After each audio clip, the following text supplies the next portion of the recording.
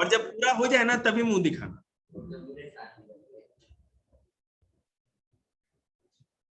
क्योंकि जानते हैं क्या होता है, कुछ लोगों के पास ऑप्शन होता है कि ना भी पढ़े तो काम, अब हम लोग तो जिएंगे।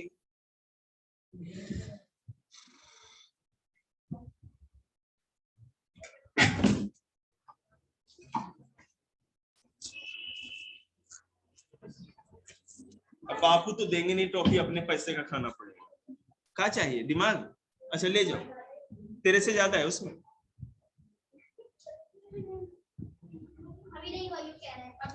अभी रुक, कर रहा है वो काम।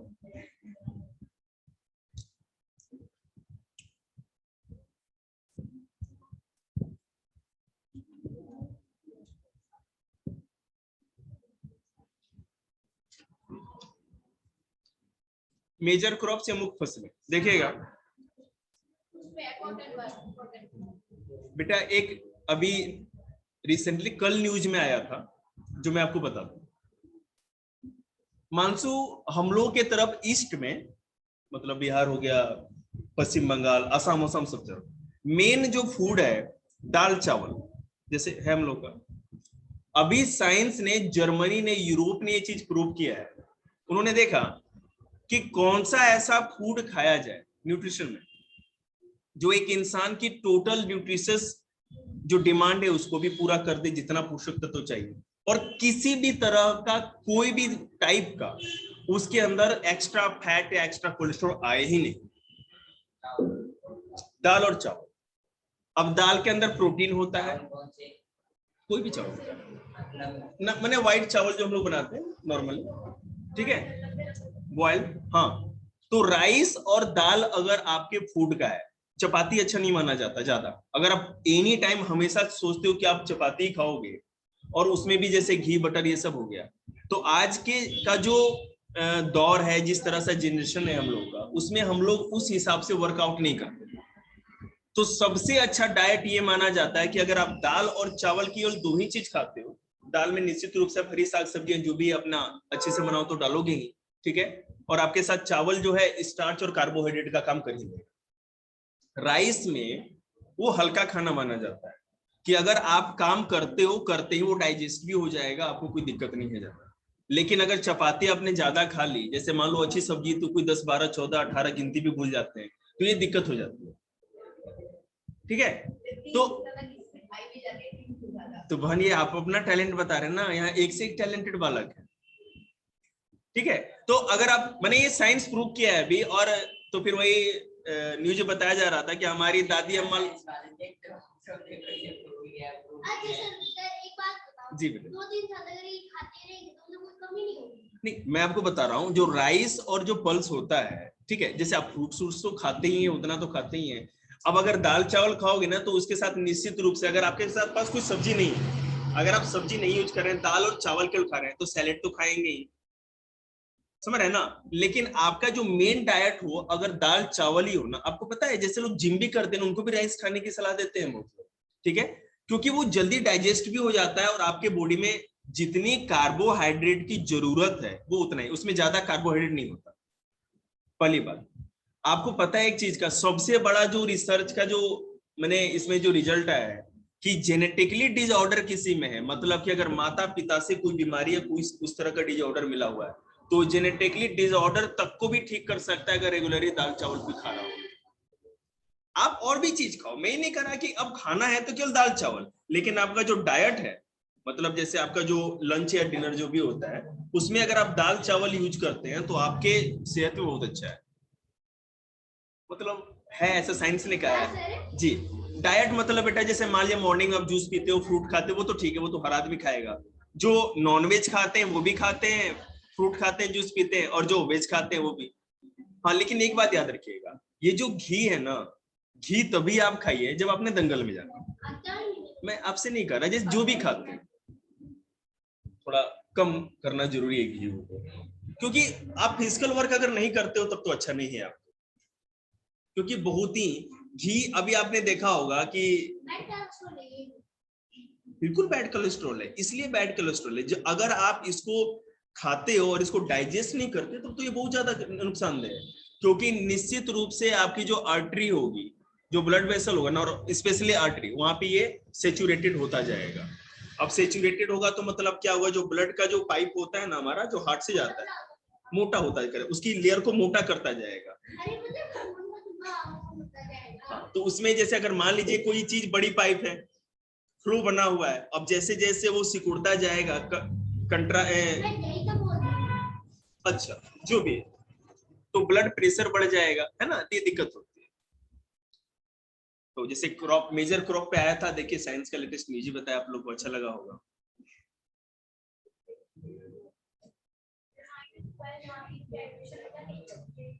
-12 पे एडमिशन कौन?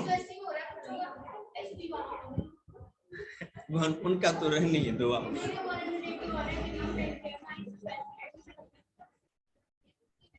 चिंता मत करो, यूपीएससी के लाइन में है ना, चाहे जीवन के लाइन में जो ज्यादा पढ़ता वही आगे जाएगा, रिजर्वेशन वाले, ठीक है ना, चिंता की कोई बात नहीं। ये वो चीज है मानसू जिसको हम भी जीवन भर झेले और जिसको हर जनरल या जो भी लोग झेलते रहेंगे, और इसका हमारे पास कोई तोड़ नहीं, समझ रहे हैं ना।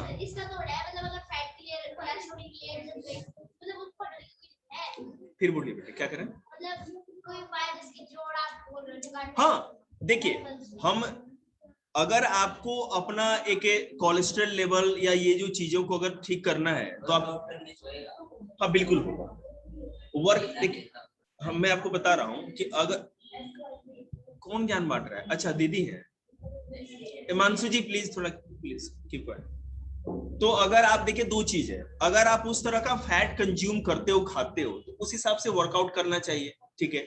अगर आप उतना वर्कआउट नहीं कर पा रहे हो तो आप दो काम कर सकते हो, एक तो एक थोड़ा बहुत वर्कआउट करो, और जितना वर्कआउट करते हैं हमको उसी हिसाब से अपने डाइट को भी कंट्रोल करना चाहिए।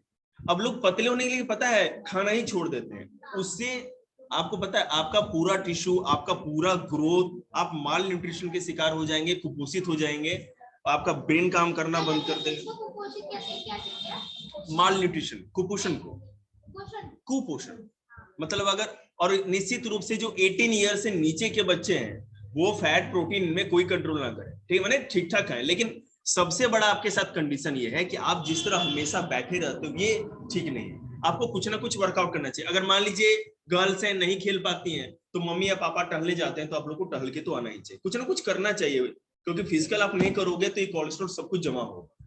अभी आपको जानते हैं, अब ये मत सोच लीजिएगा जो लोग हेल्दी ज्यादा होते हैं ना उन्हीं में ये सब चीजें होती है फैट, वो भैया जो दुबले पतले होते हैं ना उनको भी हार्ट अटैक की दिक्कत हो जा रही है, क्योंकि अगर बेशक ये फैट अगर मान लीजिए आपके यहाँ पर ना दिखे आपके बॉडी के ऊपर, लेकिन आपके आर्टरी और वहां पर ब्लड वेसल में तो होगा ही, वो धीरे धीरे सेचुरेटेड होता रहेगा।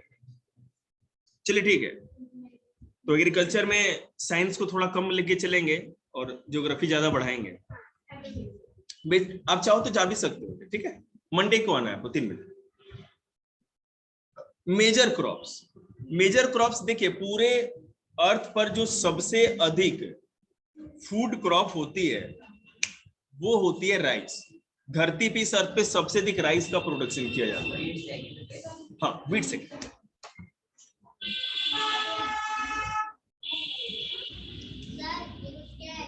मैं सुन रहा हूँ, कोई बात नहीं।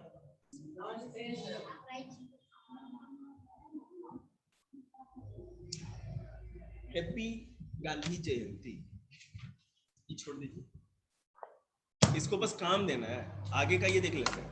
Good boy. तो राइस का भी मैंने आप लोगों को बता ही दिया था, दुनिया में सबसे अधिक राइस चाइना प्रोड्यूस करता है, चाइना में सबसे अधिक चावल का उत्पादन होता है, ठीक है। क्या दाल बेटे, जो पल्सेज का जो प्रोडक्शन होता है उसमें अफ्रीका ज्यादा आगे, कोई नॉट मैंने सिंगल कंट्री तो याद नहीं है मेरे को, लेकिन पल्सेज में सबसे अधिक इंडिया में अगर मानो तो मध्य प्रदेश है, लेकिन अगर बाहर की बात करो तो अफ्रीका इसमें थोड़ा आगे, क्योंकि मोटे अनाज की खेती वहीं पर ज्यादा। वीट में आपको पता है वीट भी दुनिया में सेकेंड नंबर का है। जितने भी ठंडे इलाके हैं जैसे यूरोप अमेरिका का, जैसे यूएसए की बात करें, हम कनाडा की बात करें, तो यहाँ पर मोस्टली क्या होता है, वीट होता है, गेहूं की खेती होती है। चाइना में भी होता है, इंडिया में भी होता है। मिलेट्स मतलब मोटे अनाज, आपको बताया रखा है मैंने, मोटे अनाज की खेती वहां होती है जहां पर बारिश कम होती है, जहां थोड़ा एरिड सॉइल मतलब कि जहां रेगिस्तानी हाँ रेगिस्तान टाइप का या सेमी डेजर्ट एरिया भी कर सकते हैं, जो रेगिस्तान से सटा हुआ इलाका भी है, वहां पर भी मिलेट्स की ज्यादा खेती होती है। अब जैसे अगर मेज की बात करें तो दुनिया में सबसे अधिक मक्के की खेती, मकई जो होती है उसकी खेती यूएसए करता है, सबसे अधिक प्रोडक्शन वही होता है। और उसके बाद इंडिया भी अच्छा है, इंडिया में भी होती है, सब जगह होती है। कॉटन भी आपको पता है कि ज्यादा, ये भी एक ब्लैक सॉइल में होता है, इसके लिए बारिश की कम जरूरत होती है, और जहां ज्यादा गर्मी पड़ती हो, बारिश कम होती हो, वहीं पर इसकी खेती की जाती है। इंडिया में सबसे अधिक आपको पता है कि महाराष्ट्र में कॉटन होता है। हाँ महाराष्ट्र में, मतलब महाराष्ट्र में भी जो गुजरात और महाराष्ट्र का जो बॉर्डर है ना, देखिए गुजरात महाराष्ट्र का नॉर्थ, गुजरात का साउथ और साउथ ईस्ट, और मध्य प्रदेश का साउथ वेस्ट, ठीक है, ये जो पूरा मिलाकर के एक एरिया बनता है उसको मालवा प्लेटो कहते हैं। ठीक है, मालवा प्लेटो बिल्कुल ब्लैक सॉइल वहां पाई जाती है, और उस ब्लैक सॉइल में मतलब बहुत अच्छा, ब्लैक सॉइल ही सबसे अच्छी मानी जाती है कॉटन की। नहीं देखिए मैं बता रहा हूँ, एक तो जैसे ब्लैक सॉइल में सबसे अच्छी खेती होती है कॉटन, और भी दूसरी भी मिट्टी पे उगाया जा सकता है। तो नहीं ब्लैक सॉइल जैसे मेरे कहने का मतलब है जहां पर जैसे पूरा डेक्कन प्लेटो, महाराष्ट्र गुजरात और मध्य प्रदेश वाले इलाके, कॉटन ही मेन होता है वहां की खेती। क्या गर्मी ज्यादा होती है? हाँ ठीक है, हाँ ले सकते हैं आप, क्या दिक्कत है, हाँ ले सकते हैं, लेकिन देखिए हाँ बिल्कुल, लेकिन उसमें यहाँ पर तो नहीं होगा बिल्कुल, क्योंकि एरिड सॉइल है यहाँ पर। ये जो दिल्ली है सेमी डेजर्ट रीजन माना जाता है, मैं आपको बता दूं ये सेमी डेजर्ट रीजन है, क्योंकि यहाँ पर बारिश भी कम होती है, और जो मिट्टी है यहाँ पर अगर पानी आप अगर अच्छे से नहीं दो तो कोई भी फसल आप नहीं। जी बेटा, राजस्थान बहुत ज्यादा दूर नहीं है यहाँ से, हरियाणा में भी कुछ जो इलाके हैं ना, देखिए जिस जगह पर कंटीले झाड़ियां, ठीक है, जो थॉर्न फॉरेस्ट टाइप के, अब देखो यहाँ से अब जैसे आप चलोगे, ठीक है, ये बवाना वाले रोड पे, तो एक भी ऐसा पेड़ आपको दिखता है जो अपने आप जामुन या आम का या कटहल का उग गया हो? यहाँ पर जितने भी बेटे पेड़ दिखते हैं वो कैसे, कांटे वाले, देखा है ना आपने? तो जहां पर ऑटोमेटिक नेचुरली, अगर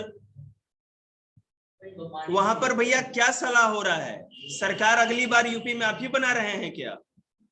2 कुर्सी छोड़ के बैठिए, ठीक है ना, मैं बता रहा हूं। तो यहाँ पर ऑटोमेटिकली अगर मान लीजिए इस तरह के जो वनस्पति उग रही है, जो वेजिटेशन, इसका मतलब ये सेमी डेजर्ट है, जहां पर भी ऐसा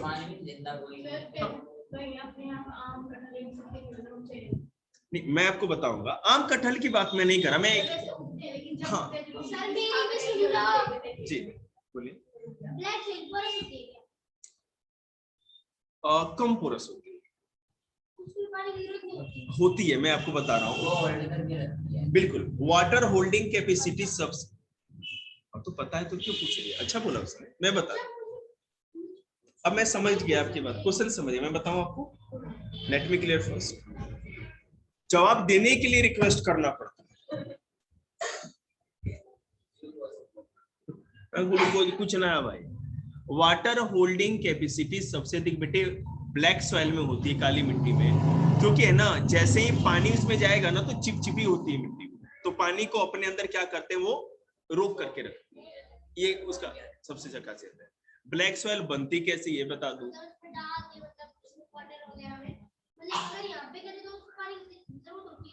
देखिए मैं आपको बता रहा हूँ ना कि ब्लैक सॉइल में जो भी न्यूट्रिशन मिलता है वो कॉटन के लिए अप्रोप्रिएट होता है। अगर आपको दूसरी मिट्टी में अगर वो खेती करनी होगी तो देखो वाटर तो आप प्रोवाइड करा सकते हो, लेकिन जो न्यूट्रिशन अगर नहीं है तो उस तरह के खाद हर चीज प्रोवाइड करानी पड़ेगी आपको। जैसे मैं आपको बताऊं, चाहे यहाँ पर आप कितना भी बड़ा प्रपंच क्यों ना रच लो, लेकिन आम का पेड़ लगाओगे तो बिहार यूपी जैसे तो आम का पेड़ हो ही नहीं सकता, क्योंकि बेटे जमीन ही नहीं, ऊपर का जो क्लाइमेट होता है वो भी डिपेंड करता है कि किस तरह का है, ठीक है ना। अब आप यहाँ पे ग्रीन हाउस बनाओगे, कितना टेम्परेचर चाहिए, कितना तो साइंटिफिक लेबोरेटरी हो जाएगी तभी ऐसा होगा।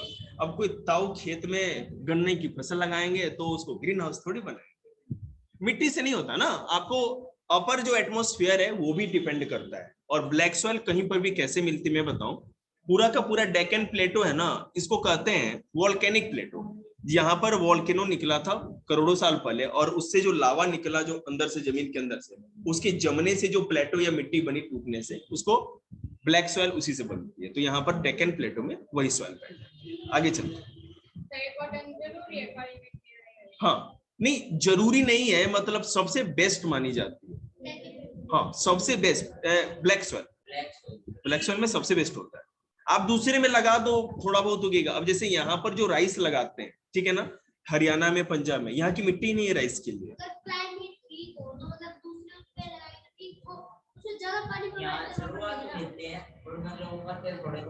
मैं आपको बता दूंगा इसके ऊपर भी बताऊंगा मैं। देखिए यहाँ की जो मिट्टी है ना, यहाँ पर जहां पर बारिश कम होती है और जिस तरह की मिट्टी चाहिए चावल के लिए, वो यहाँ पर नहीं होती है। हम लोग के तरफ जो चावल होता है, जैसे कि जो, हाँ ज्यादा पंजाब हरियाणा में, आपको मैं बताऊं, ये दिल्ली की तो बात है, आप ये हरियाणा ही मान के चलो एक तरह से, ठीक है ना।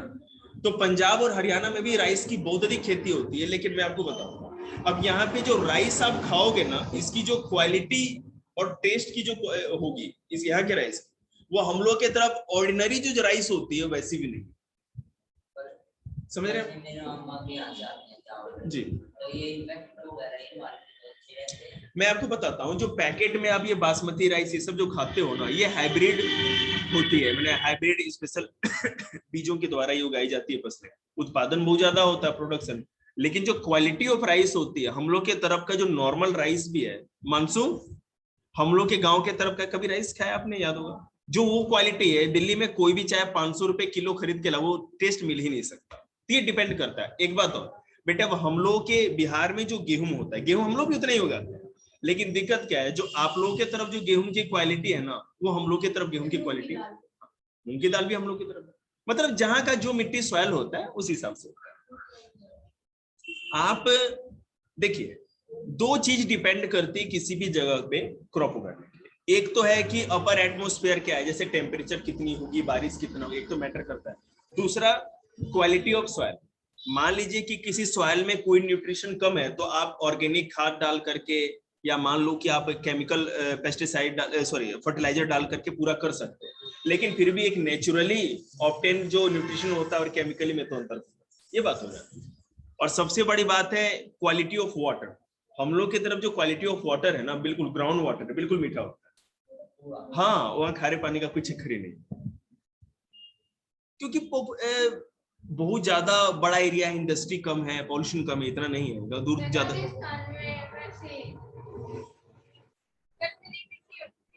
हाँ, मतलब कि जिसको कहते हैं ना एरिड सॉइल, जैसे रेतीली मिट्टी टाइप की।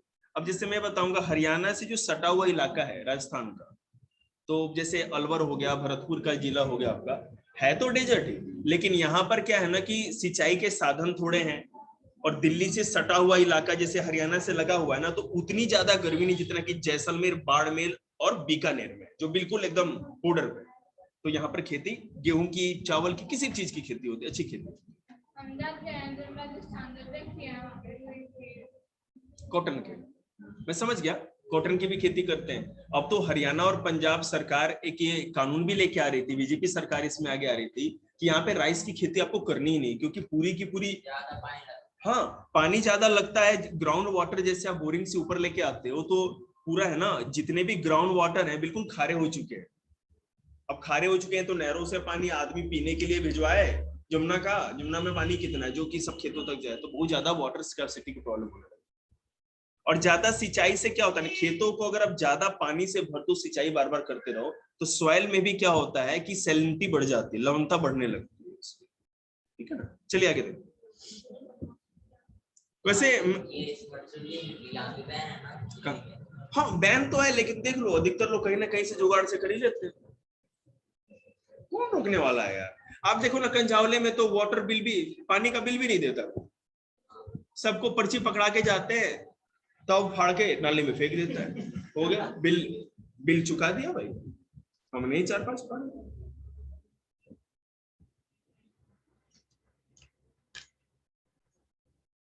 अब भारत जैसे देश में रह के पानी का भी बिल देना पड़े, तो काहे के लिए सरकार।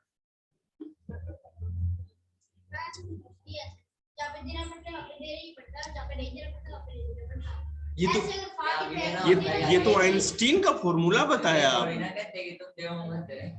बेटे। हम और आप यहाँ पर रेंटर, एज ए रेंटर, तो हमारे मकान मालिक जैसा कहेंगे। अगर मकान मालिक ने मीटर लगवा रहा है तो वो तो देना ही पड़ा। आप देते हैं पानी का? तो हम दोनों तो एक ही थाली के चट्टे बट्टे हैं। तो बहन आपको थोड़ी पता होगा, आप अभी छोटे बच्चे हो ना। हमने बहुत बार बिल देख रखा है। हाँ, और टैब मिल रखा है दिल्ली जल बोर्ड वालों को, पता होगा भैया को। टैब मिल रखा है, टैब से वो ऐसे टिक टिक टिक टिक कंप्यूटर जी करते हैं, सॉरी टैब जी करते हैं, और टैब जी के अंदर से निकल के आती है पर्ची और कहते हैं देखिए आपके नाम पे 20,000 का बिल। कोई ताऊ अगर सीधा साधा हो तो चक्कर खा के गिर जाए। अब तुम्हें लगता है कि तुम्हारा मकान मालिक ऐसा है कि उसका बिल है और तुमसे ना मांगे? वो तो खून ले लेगा। कैसे बात करती हो? चलिए ठीक है, एक इंटरेस्टिंग बात। अरे इसको नहीं पता है, इसको क्या इसको नहीं पता कि इसको क्या नहीं पता। इंटरेस्टिंग फैक्ट एक देखिएगा कि हमारे इंडिया में कॉफी जो है यहाँ की कभी क्रॉप मानी ही नहीं जाती थी, बाहर से आई थी। तो इसके बारे में देखेंगे डिस्कवरी ऑफ कॉफी प्लांट कैसे हुआ। There are different variation about the जी पटसन बेटा उसको कहते जूट होगा। तो बेटे रुक जा, बता रहे हैं, चिंता मत कर। अभी तो मैं बॉक्स पढ़ा रहा हूँ जूट और कॉफी। बेटा बॉक्स में बता रहे हैं, कोई पाप तो नहीं कर रहे। ठीक, आप जो भी कहेंगे सब पढ़ा दिया जाएगा, ठीक है ना, चिंता मत करिए। और जितना आप चाहेंगे उससे ज्यादा जबरदस्ती पढ़ाया जाएगा। देखिएगा यहाँ पर माना जाता है कि 850 एडी में अरब का एक, जैसे गडेरिये नहीं होते, चारवाहे होते, वो जो अपने भेड़ बकरी को लेके आए थे, तो उसी ने, काल्दी उसका नाम था, उसी ने सबसे पहले यहाँ पर कॉफी के प्लांट लगाए थे। कैसे बता रहा है, एक second. Who was puzzled by the queer antics of his flock, tasted the berries of the evergreen bush or which the gods were feeding. Sorry, यहाँ पर वो भेड़ चरा रहा था, बकरियां चरा रहा था, तो एक झाड़ी सी उगी हुई थी जिसमें कि बेरी बेरी से बीज होते हैं ना, एकदम महीन महीन से कॉफी के बीज होते हैं। तो वो टेस्ट कर रही थी, जिसे बकरियां भी खा रही थी। तो उसने भी जैसे लेके टेस्ट किया तो उसका एक अलग सा फ्लेवर आया उसे, जो उसे चरवाहे को, हर्डर को। तो माना जाता है कि उसी के समय से यह माना गया कि उसने पता नेचुरली। देखिए मैं आपको बताता हूँ, कॉफी जो है ना, कर्नाटक जो जिला है, डिस्ट्रिक्ट जो हमारा है, कर्नाटक स्टेट का कुर्ग जिला जो है, कुर्ग डिस्ट्रिक्ट, अभी 10th क्लास के भैया लोग को चैप्टर कराया है मैंने, ग्लिम्सेस ऑफ इंडिया, उसमें एक पूरा का पूरा एक चैप्टर ही पढ़ना है आप लोग को। तो वहां पर कुर्ग जिले में ही कर्नाटक के नेचुरली मतलब की कॉफी उगता है। अब उसको प्लांटेशन कर दिया गया अंग्रेजों और पुर्तगालियों के आने के बाद, तो फिर ज्यादा बढ़ गया। ठीक है, तो माना जाता है कि पूरी दुनिया में, सॉरी यार मैं थोड़ा ज्यादा भाग गया, मतलब कि ये अरब में ही सबसे पहले खोजा गया था, कर्नाटक में नहीं, कर्नाटक में तो बाद में आया। तो अरब में हमारे पास जो कॉफी मिलता है, जो प्लांट लगे हैं, ये यहाँ पर कभी नहीं उगे, अरब में थे। अरब कंट्री जो है वहां ये सबसे पहले आया, और अरब के लोगों का ही माना जाता है कि उन लोगों ने सबसे पहले इस पौधे की खोज की। इंडिया में जब पुर्तगाली आए तो अरेबियन लोग भी यहाँ आए हुए थे, तो उन लोगों की देने के पुर्तगालियों ने, पोर्तुगीज लोगों ने कर्नाटक में, इंडिया में इस चीज के प्लांटेशन की और लगाया। अभी आपको पता है कि इंडिया में सबसे अधिक कर्नाटका में इसको कहवा कहा जाता है, कॉफी को, ठीक है, और दुनिया में सबसे अधिक ब्राजील में कॉफी का प्रोडक्शन होता है, दुनिया में सबसे अधिक ब्राजील में होता है। अब अगर जूट की बात करें तो इसको गोल्डन फाइबर या स्वर्ण रेशा,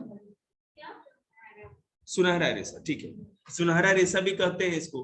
और सच में आपने शायद देखा ना हो जूट का फसल, हम लोग जब झारखंड में, मेरे फादर की पोस्टिंग थी, तो हमने देखा था झारखंड और पश्चिम बंगाल में बहुत होता है। तो वहां पे है ना, वो साइकिल पर लाद करके, लोड करके वो लेके जाते थे बाजारों में बेचने के लिए। जो नहीं वो क्या कहते हैं, फॉरेन में कंट्री में जो एकदम गोल्डन कलर के जो बाल होते हैं, बिल्कुल दूर से है ना चमकेगा, ऐसा इसका रेशा होता है, वो है जूट का। जूट के जैसे जो आप लोग के थैले बनते हैं, पैकेट्स, उसी तरह उन रेसों से ही बनाया जाता है, और बिल्कुल नेचुरल होता है। इसको आप, बायोडिग्रेडेबल भी है, जूट कभी भी सड़ सकता है मिट्टी में, कोई दिक्कत नहीं।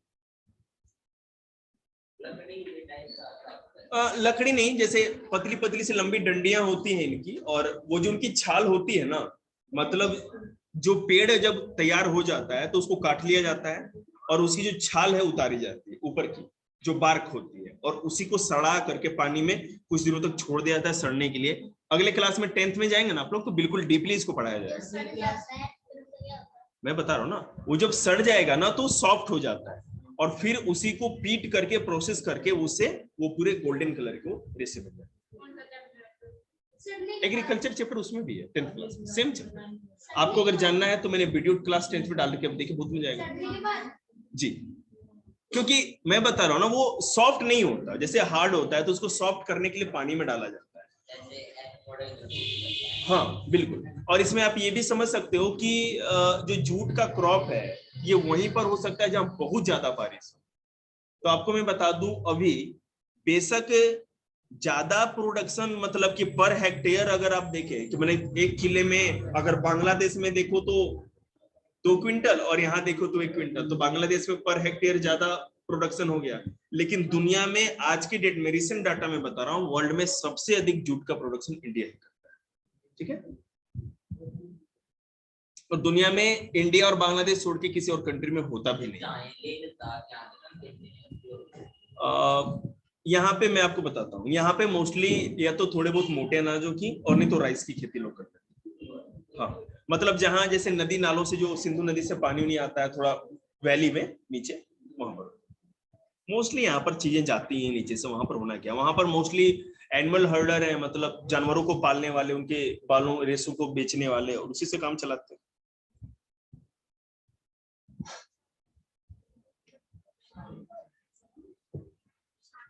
मैं आपको एक चीज और बताऊं कि कॉफी की जो फसल है, कॉफी जो होती है, अब देखो इसके लिए क्या होता है कि जैसे इसके छोटे छोटे पौधे होते हैं मीडियम साइज के, एक बार लगा देने के बाद 2-3 साल तक आपको नहीं लगाना हो, 2-3 साल तक उससे आप फसल ले सकते हो। और जहां कॉफी की फसल लगाई जाती है, ये सब आपको मैं नहीं बता पाऊंगा उतना डीपली, तो अभी नहीं बताना पॉसिबल नहीं है, क्योंकि मान लो एग्जैक्ट मेरे को याद नहीं है, मैं बोल दूं कि 2 महीने में और कहीं हो रहा है 20 दिनों में, तो फिर गलत हो गया ना, नहीं याद है तो कैसे बोलते हैं। तो उसमें क्या है कि जो मेन कॉन्सेप्ट वो बता देते हैं कि इसके बगल में ना ऊंचे ऊंचे पेड़ लगाए जाते हैं, पेड़ों की छाया में ये उगते हैं, इनको ज्यादा धूप भी नहीं चाहिए होती कॉफी को, समझ रहे है ना।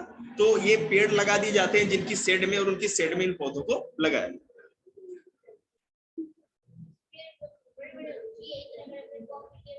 हाँ, तुमने ज्यादा ही होते हैं। नहीं नहीं नहीं नहीं नहीं, देखिए ये गलत बात, 10वीं क्लास को भी मैंने मना कर, ये बात अच्छी नहीं, आप बोल नहीं सकते।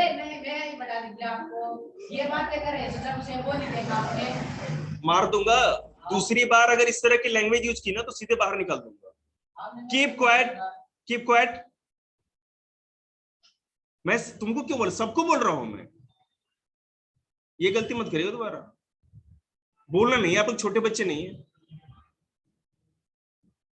एड्रेनलिन का तो ड्राम भर जा रहा है।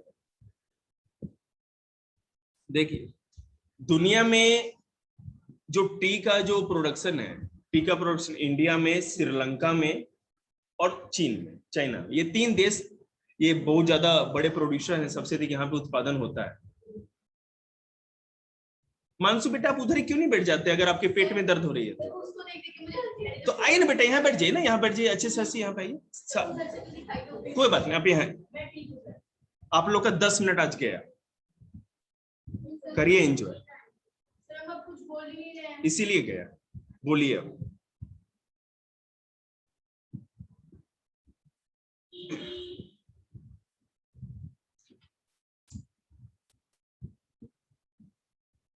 देखो इंडिया में जब हम लोग आजाद हुए उसके बाद क्या हुआ कि हमारा जो एग्रीकल्चर प्रोडक्शन था बहुत ही लो था, धीरे धीरे पॉपुलेशन बढ़ने लगी, लेकिन खेती बाड़ी में कोई भी सुधार नहीं हुआ, जिसके चलते फूड सिक्योरिटी की प्रॉब्लम होने लगी, खाद्य सुरक्षा की समस्या होने लगी। तो आपने एफसीआई के गोडाउन देखे होंगे, एफसीआई होता क्या है कि मिनिमम सपोर्ट प्राइस या न्यूनतम समर्थन मूल्य नाम की एक चीज होती है। उसमें क्या होता है कि अगर मान लीजिए कि सरकार ने एक प्राइस डिसाइड कर दे कि 1700 रुपए क्विंटल गेहूं का हम आपको दाम देंगे अगर आप सरकार के पास बेचने आते हैं, ठीक है। अब सरकार ने लगभग 30-32 ऐसे क्रॉप्स और आइटम है जिनके लिए मिनिमम सपोर्ट प्राइस डिसाइड करे। मान लीजिए किसान अगर अनाज उगाता है जी, हाँ बढ़ता है, घटता कभी नहीं, घट जाएगा तो ये देख नहीं रहे आंदोलन, किसान आंदोलन, इसी के लिए तो हो रहा है। तो देखिए मैं आपको बताऊंगा, पहले मुझे बोल लेने दीजिए।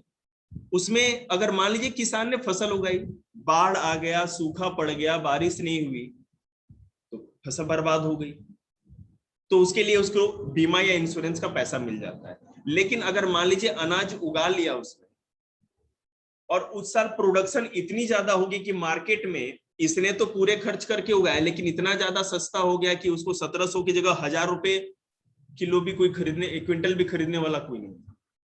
तो अब जिसने खुद 1200, 1300, 1500 रुपए खर्च करके उगाया है, अब उसको 1000 रुपए भी कोई खरीदने वाला नहीं, उसको 1000 या 800 रुपए, 900 रुपए क्विंटल बेचना पड़े, तो किसान तो भूखे मर गया ना फिर। तो सरकार ने कहा है कि आप इस चिंता से मुक्त हो जाओ, आपका जो भी खर्च लगा है उससे कुछ ज्यादा ही सरकार आपको, और कोई अगर मार्केट में रेट नहीं मिलता है तो आप हमें बेच सकते हो, ठीक है, हम आपको उतना दाम दे देंगे। अब आप सोचिए कि सरकार तो पैसे दे दी, अब सरकार इतने अनाज का क्या करेगी, तो सरकार बफर स्टॉक बनाती है। बफर स्टॉक का मतलब ये होता है कि आपने ये राशन में देखें, राशन कार्ड मिला है जो पीडीएस में सबको मिलता है, ये जो गेहूं या अनाज जो मिलता है सरकार जो खरीदती है किसानों से एमएसपी पे, वही चीज बेची जाती, भेजी जाती है। साथ साथ जो अगर बहुत ज्यादा एक्स्ट्रा अनाज हो गया, नहीं बेचती नहीं है, मुसीबत में, जैसे किसी साल फसल कम हो गई, अब अगर मान लो कि मार्केट में इस साल आलू का प्रोडक्शन ही नहीं, ठीक है ना, बहुत ज्यादा कुछ बर्बादी हो गई है इसमें, तो क्या होगा, आलू जो 25 या 20 रुपए अभी मिल रहा है, सर्दियों में क्या होता है 5 रुपए 10 रुपए मिलने लगता है ना, तो फिर भी नहीं मिलेगा और भी रेट बढ़ने लगेगा। तो सरकार क्या करती है कि अपने स्टॉक से मार्केट में सप्लाई बढ़ा देती है अनाज का, किसी प्रोडक्शन का। इस सप्लाई के बढ़ने से क्या फायदा होता है कि मार्केट में जब चीजें बढ़ जाती हैं तो ऑटोमेटिक रेट गिर जाता है, तो सरकार इसको कंट्रोल करती है। एग्रीकल्चरल डेवलपमेंट में देखिए क्या है,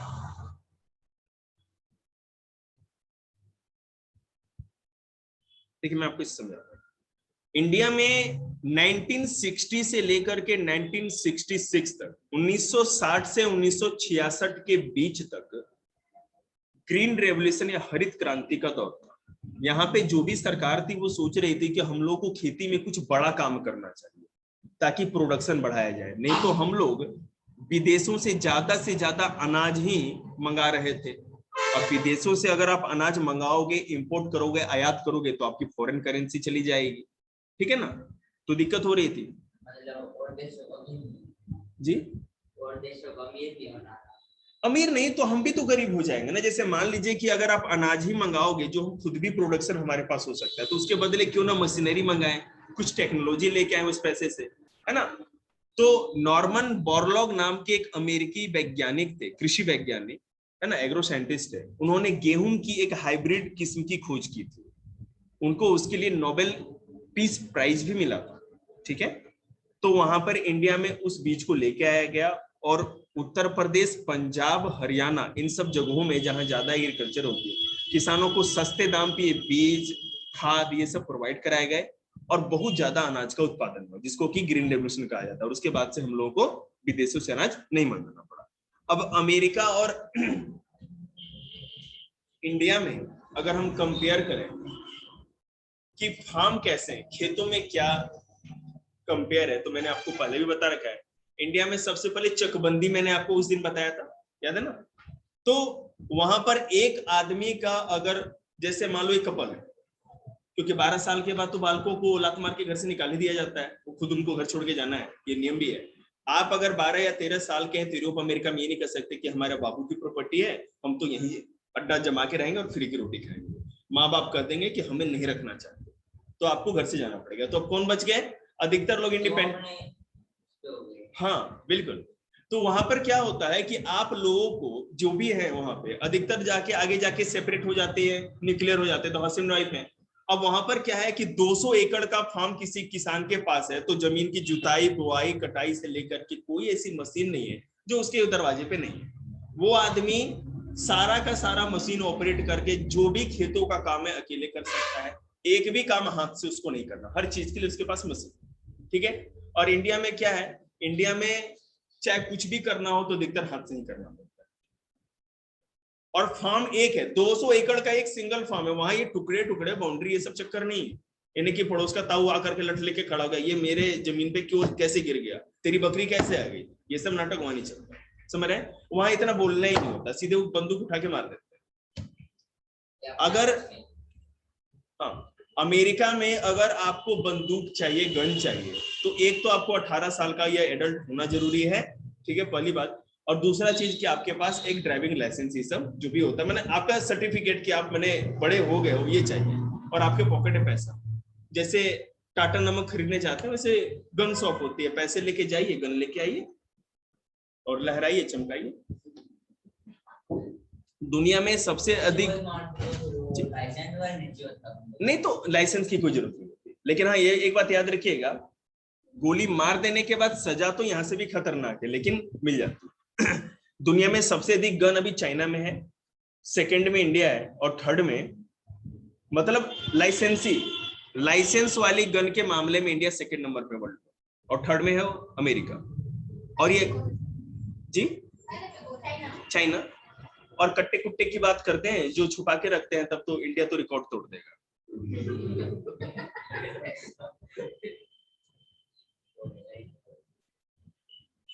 ठीक है, हाँ बिल्कुल, ओके। तो यही है, मतलब वहां मशीनरी का ज्यादा यूज किया जाता है यूएसए में, और यहाँ पर बिल्कुल भी यूज नहीं किया जाता, ठीक है। तो जिन्होंने टेस्ट नहीं दिया टेस्ट दीजिए, और जिन्होंने दे दिया है घर की यात्रा का।